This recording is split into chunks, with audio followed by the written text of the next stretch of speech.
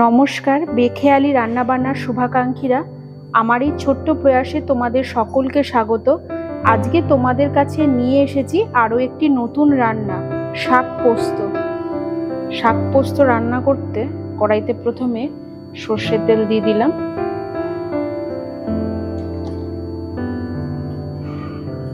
এবার এর মধ্যে মেথি ফোড়ন দিলাম।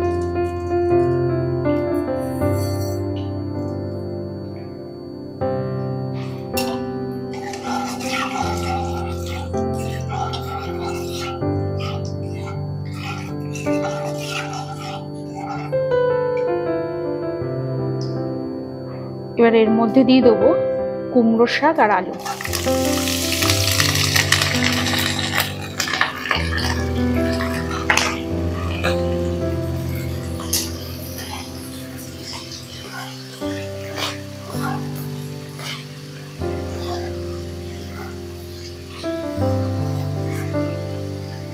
শাক আর আলুটা একটু তেলের সঙ্গে ভাজা ভাজা হোক, তারপরে নুন হলুদ দেবো।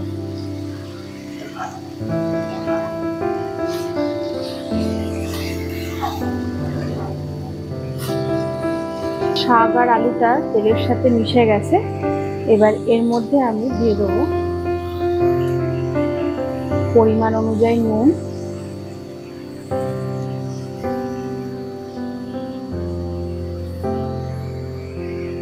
সামান্য হলুদ আর দেবো কাঁচা লঙ্কা বাটা। এখানে কাঁচা লঙ্কা তোমরা চিড়েও দিতে পারো।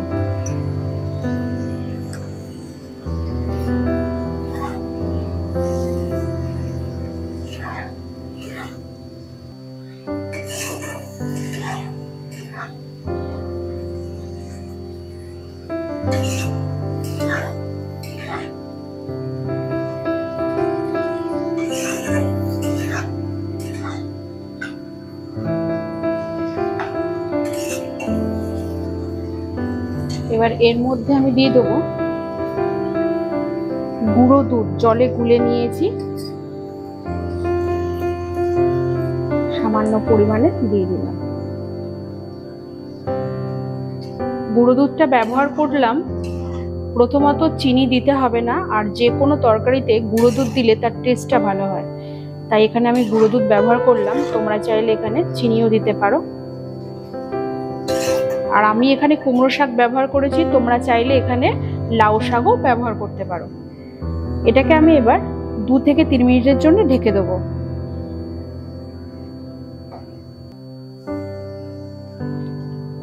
শাক আর আলুটা সেদ্ধ হয়ে গেছে, জলটাও কমে গেছে। এবার এর মধ্যে আমি দিয়ে দেবো পোস্ত বাটা।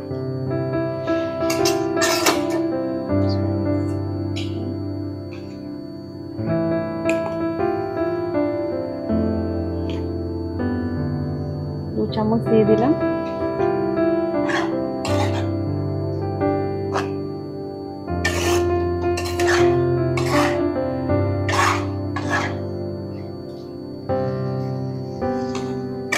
শাক পোস্ত রেডি হয়ে গেছে, এটাকে আমি নামিয়ে ফেলবো।